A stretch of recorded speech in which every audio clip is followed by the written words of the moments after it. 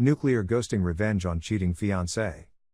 First time posting, long time reader, short time member of Reddit. Not sure if this is pro-revenge, nuclear revenge, or nuclear ghosting, but here goes. The players are, myself, fiancé's mom. Time frame, 2013 to 2016. It has obviously been several years since the incident, and I literally have never told anyone in my new life about this. Tonight I have some good wine to drink and figure I'll let my fingers do the talking. I thought I had met the perfect woman. We met in the last year of college. We met at a party and hit it off instantly. She was a beautiful blonde with sun-kissed skin, and she could have been a model. Think Kate Upton type figure. She was kind, compassionate, sympathetic, good listener, and had an active life with many friends. She liked my friends, and it was awesome over the 3 years we knew each other and how our friend groups merged. Several of our friends began dating each other. It was some of the best times of my life. I was on for a postgrad in finance and she had a degree in contractual law. This is just to say we ended up being successful in our own rights. But I'm no slouch in the looks department either. 5'11", 190 pounds, and like the gym. I wasn't a super athlete, but let's just say I was built.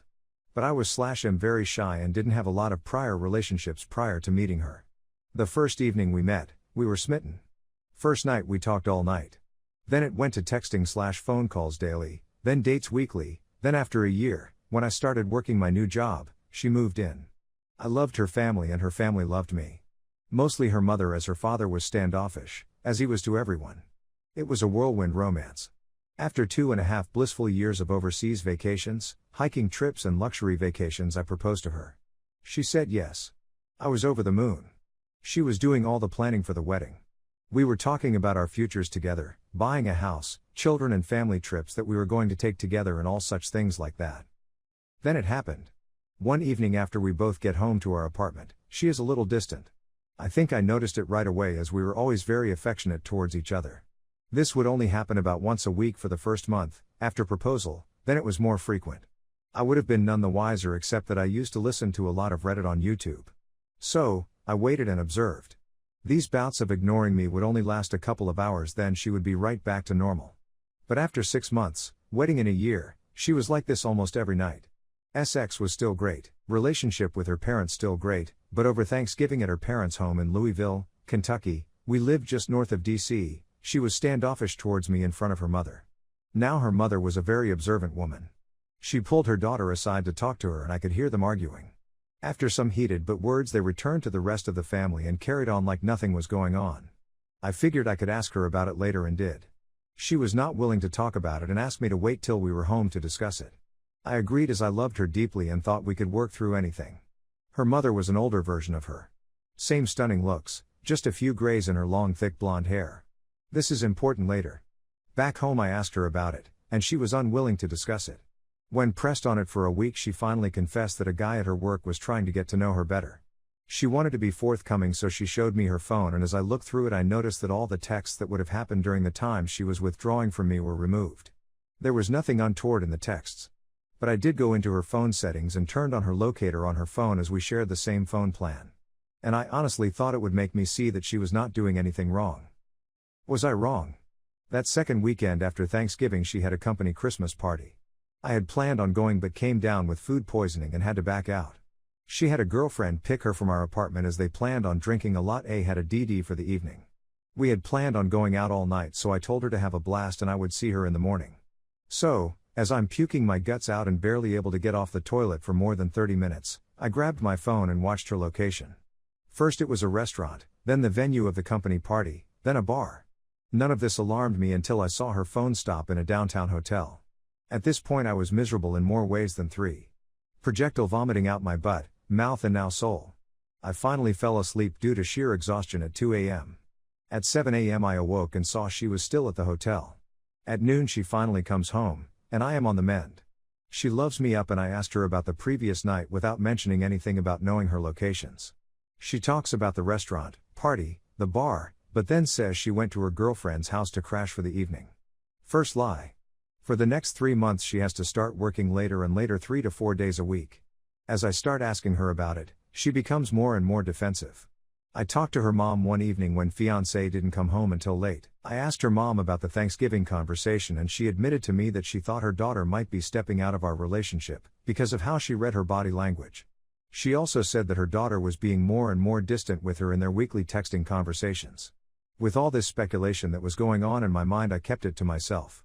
2 weeks later at work, I ended up getting a new project at my company that was going to require me to fly to the Midwest Monday through Friday for the next 5 weeks starting in 2 weeks. It came with an increase in salary, and as I broke the news to my fiancée, she was delighted for me.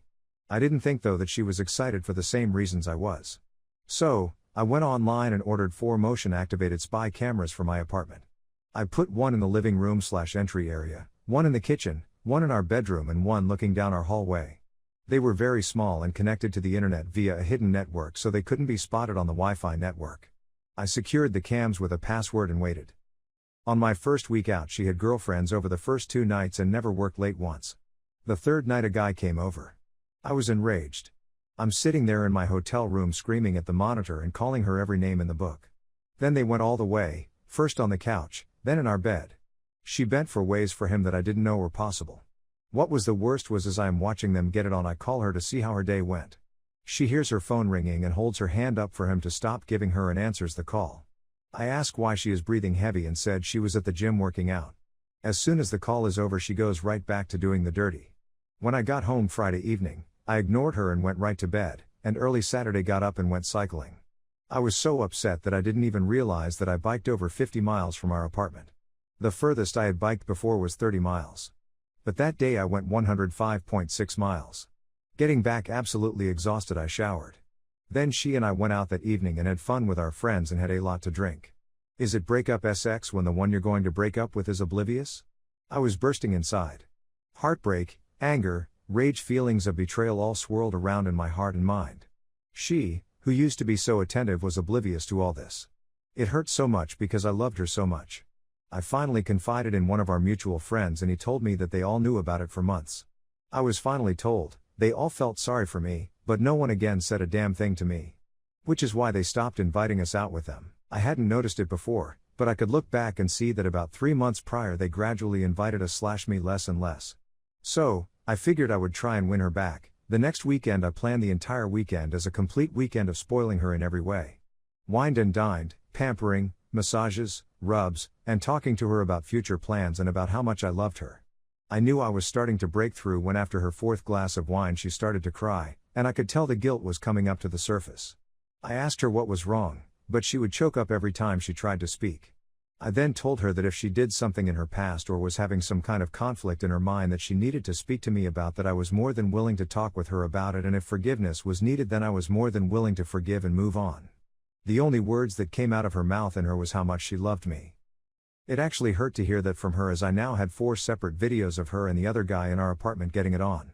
Over the next 8 weeks of traveling to the Midwest, the trips lasted for what would be 10 weeks, I recorded over 41 hours of her having sex with what I found out was her coworker. She never worked late once while I was gone. I tried every weekend to be extra attentive and each week she got more and more distant. After watching this for 8 weeks I was done, so I devised a 12-step getaway plan. Gather evidence, get her out of the way. In order to execute my plan, I scheduled a 2-week exclusive getaway trip for us at an all-inclusive resort Barbados. She was ecstatic. Then a week before the trip I claimed I had to back out and told her to take a friend. I knew it was over when she showed no disappointment that I couldn't go. She scheduled coworker to go with her. Terminate our apartment lease. It would expire 3 days into her trip and I was the sole signature on the lease. Find a job in another town. The company I had been assisting in the Midwest had offered me a job at with a slight increase in salary. Find a new place to live. I got an apartment in the above said location. When she is gone, perform the following. 6. Take her to the airport, go back home and pack all her things, same day. Saturday 7. Get a new phone number/phone/email. Cancel all social media. Monday 8. Separate us completely in regard to finances. Withdrew all monies from our joint accounts and then closed them. I put all her money in an envelope and packed it in her things. Monday 9. Have the movers pack all my things up and ship it west. Monday 10. Take all her things to her mother's house 600 miles away. All my fiancée's belongings fit into the back and bed of my F-250 crew cab. Tuesday through Saturday. 11. Give her mother the evidence. 12. Start my new life.